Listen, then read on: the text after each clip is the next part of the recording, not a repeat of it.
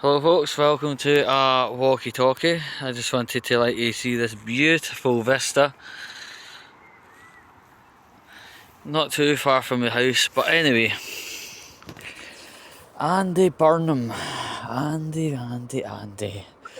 People are getting a bit upset with Andy with regards to his sudden annual leave. Now, without taking sides, I've joined a few companies over the years where, people were coming into a company with other companies' annual leave remaining, and therefore, because of that, let's say the start date is the 13th of the 1st, they have to start on the 27th of the 1st, but they've made it clear in the documentation leading up to actually getting onto the job site, so it's actually fine. What happens is HR employs an extra one person, right, until the person's come off annual leave and ready to start with that present company. Maybe that's what happened to Andy Burnham. When he was in other political roles, he gained up annual leave, and then he booked his annual leave before he knew he was going to become Prime Minister, and then abacadabra, he's carrying over annual leave from one role to the next. Maybe that's what the case could be. It's not unknown, and I really do hope he hasn't put in an annual leave this early into his premiership, as they call it in the telly, because there's big jobs that are just about to start, as in big pieces of work that he needs to challenge, like e.g. the theft endemic of London, central London. He did make references to Dundee and Aberdeen.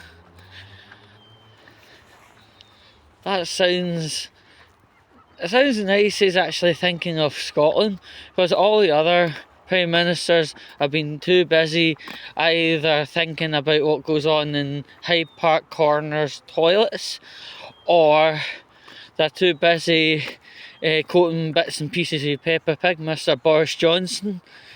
Right, so, at least he's got a bit of consciousness around him. That's quite good. Tony Blair, let's not start with Tony Blair. He's a fucking warmonger cunt. But conversely,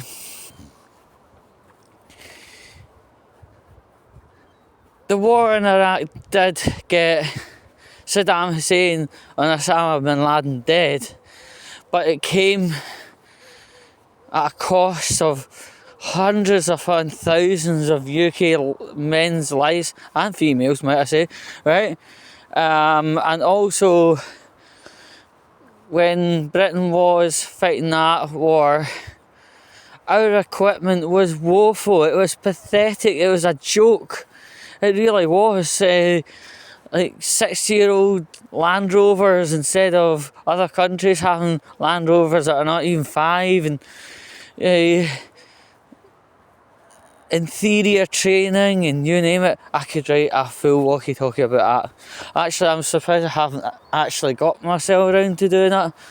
But yeah, I can somewhat understand people feeling Andy Burnham is being neglectful of his duties. But the only thing to stand up on his side is, if he is carrying annual leave from another role, then he has to take it. Yeah, and the company actually has to honour it. Like, if us had joined a new job but we had annual leave from the other role that we were previously in, and the company has to honour it, especially when you put it out in black and white. That's the way you ultimately get it honoured. And that part of the job application form, it says, do you have annual leave from another company? And you tick yes, and then you put in the remainder, whatever the remaining number of days. And that company has to defer your start date to cater for this. Most people they have annual leave are not just sitting in a bed choking it to hentai or something. They're actually going to see a family member, a Isle of Man, or going to meet their boyfriend in Peterborough or whatever. There are big plans going on.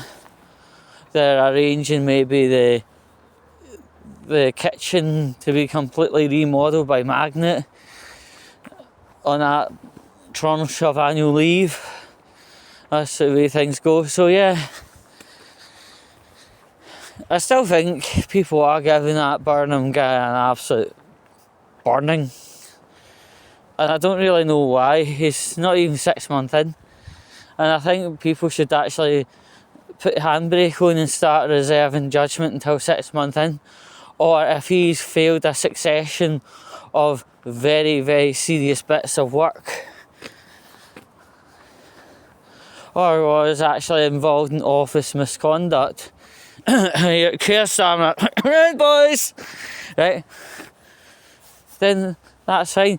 I mean, the thing with Keir Starmer and the Rent Boys, right? Whatever you do on your days off, or whatever, is absolutely up to yourself.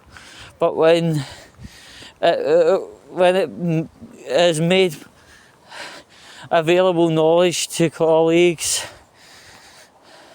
clients, or your paymaster, that's when things can get very awkward, and that's when things could even go into an investigation on conduct. And to my knowledge, Sam never brought the Rent Boys into governmental buildings and put them under the table.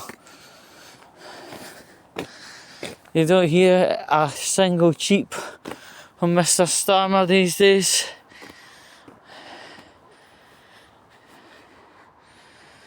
I hope he falls into complete obscurity and let a United Kingdom heal, because quite frankly, that was one rough ride. Although it was just a 2-year tenure, oh my gosh, and it wasn't even a design tenure, might I add. He said he was going to be here at least 5 years. His performance put him in a different direction, so to speak. But yeah, as I say about Mr. Burnham, I really do hope